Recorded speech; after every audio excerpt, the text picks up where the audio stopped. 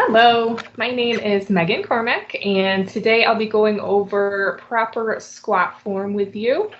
And I am a certified personal trainer with the National Academy of Sports Medicine, as well as a functional training specialist with the Functional Aging Institute. And again, a little bit more about me and my background. I do have a physical education degree from SUNY Brockport.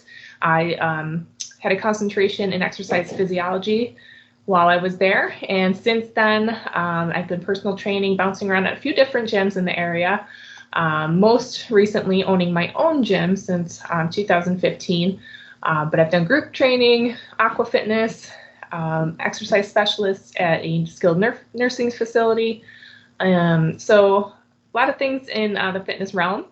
And most recently have become the fitness manager with Village Fitness.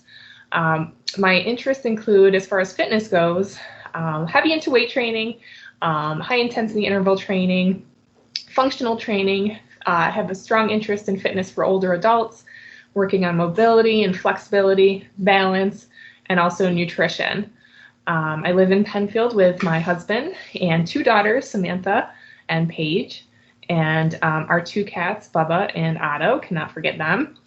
And lots of hobbies, hiking, walking, reading, crafts, listening to my favorite podcast, and have had several years in the bodybuilding and figure competition world. But it's been a few years since I've done that, so I've got my plate full.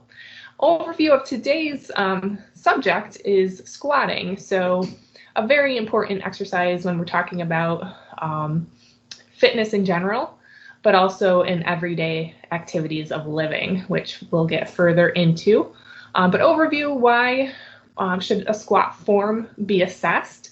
So from a personal training aspect, what we're seeing from our eyes when we're looking at clients doing an overhead squat assessment, we'll go through that.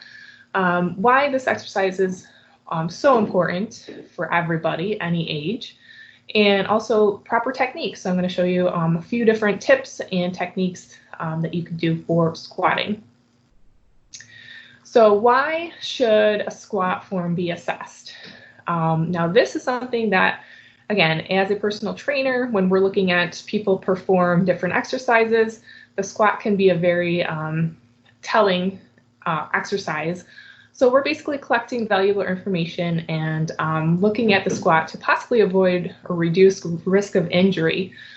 So whatever you're into, if you're doing any sports or just working out, we want to make sure that you're doing that safely and performing a squat the correct way. It also helps us kind of to identify certain movement patterns that you've created throughout the years. And it can be also a predictor of low back pain or injury or ACL injury, even to the knee. The National Academy of Sports Medicine has come up with a great squat assessment tool. This is called the overhead squat assessment.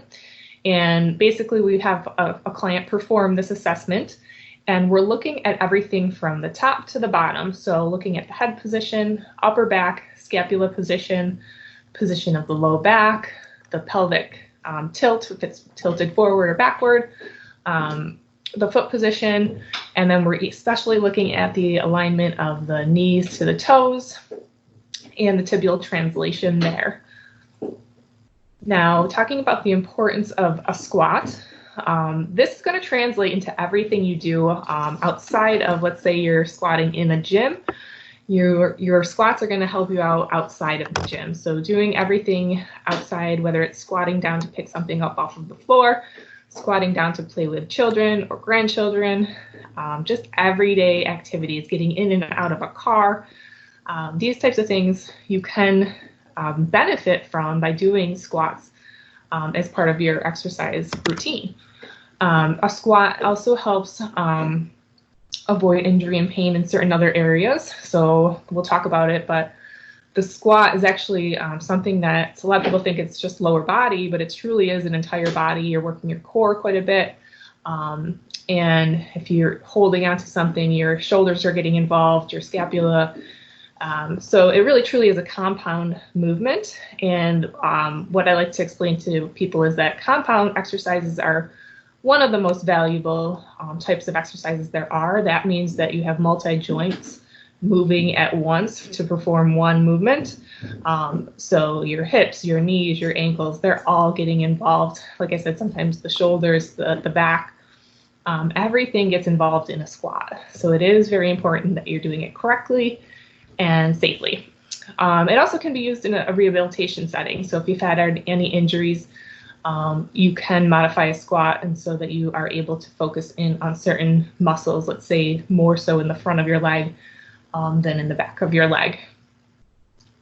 And when we talk about proper technique of the squat, I've just highlighted a few things here.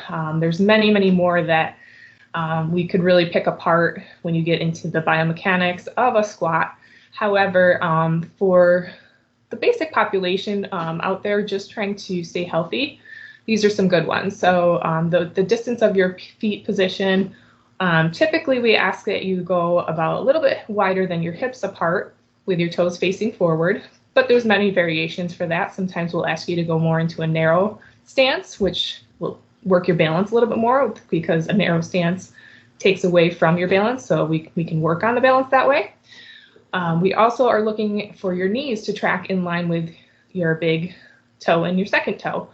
And I'll talk about that on the next video. Keeping a neutral spine, making sure that you're not overarching your back, or this most commonly people tend to hunch over instead of hinge forward. And also keeping the head neutral, really. I say chin up, but it just means that you're keeping everything in line. And then the breathing, of course, if you've never weight trained before, breathing is a very big part of any kind of weight training. So we want to make sure we're never holding our breath during a squat or any type of resistance training. And also a nice little trick is I always mention this to people, is where are you placing your weight when you're doing your squat? So I like to tell people kind of put your weight back down into your heels. And if you can wiggle your toes when you get down into a squat, then you've got that accomplished. Okay, so next I have a video here that I did a few years back on a body weight squat, and I'll let you view that.